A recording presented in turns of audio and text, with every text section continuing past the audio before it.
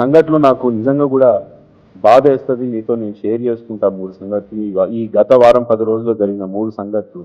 3 సంవత్సరాల పాప ఏమైందమ్మా ఇక్కడ కూర్చున్నావంటే మా అమ్మ నాన్నని జైలు వేసి నా బుక్స్ అన్నిటిని కూడా మా ఇంట్లో వేసి కూలగొట్టిర్రు. మళ్ళీ నాకు ఎక్కడ చేయాలో ఏం చేయాలో అర్థమవుతలేదని ఒక 3 సంవత్సరాల పాప బయటకు వచ్చి చెప్తుందంటే మా మమ్మీ డాడీ పోలీస్ స్టేషన్ తీసుకుపోయిండు. అప్పుడు మేము ఏడుస్తే కూడా వదలలే. మా టీచర్ వాళ్ళు కాల్ చేసి ఎందుకు స్కూల్ రాలేరు అంటుండ్రు. నా బుక్స్ అని పోయినా అని చెప్పిన. ఎట్లా పోయినా అని అడిగిందా మీ టీచర్? నువ్వేం చెప్పినావు? నేను మా ఇల్లు కూలగొడితే అప్పుడు బుక్స్ అన్ని పోయినాయి అన్నా. మానవత్వం ఉన్నవాడు ఎవడన్నా కొంచెమైనా కదలాల్సిందే కదా. ఇంకో సంఘటన చెప్తా. ఓ తండ్రి ఇంటికి తండ్రి అంటాడు పిల్లల ముందర ఎప్పుడు ఏడవద్దు, ధైర్యంగా నిల్చోవాలి. ఎందుకంటే నేను గట్టిగా ఉంటేనే నా ఇల్లు గట్టిగా ఉంటుంది, మా పిల్లలు గట్టిగా ఉంటుంది అని ఆలోచన ఉంటుంది కదా ఏ తండ్రికైనా.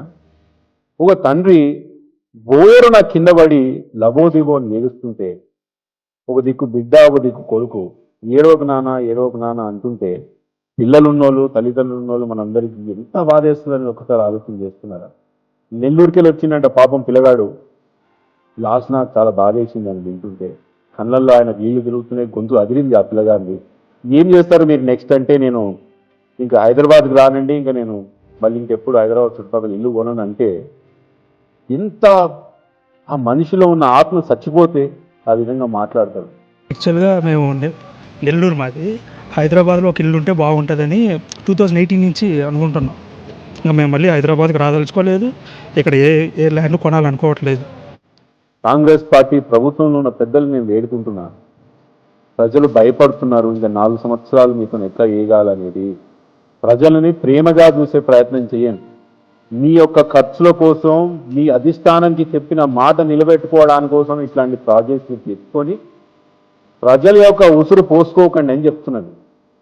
మూసి సుందరీకరణతో మీ జోబులు సుందరీకరణ అవుతాయి కానీ మీ ఆస్తులు పెంపకం జరుగుతుంది కానీ ప్రజలకు ఏమి జరగదండి.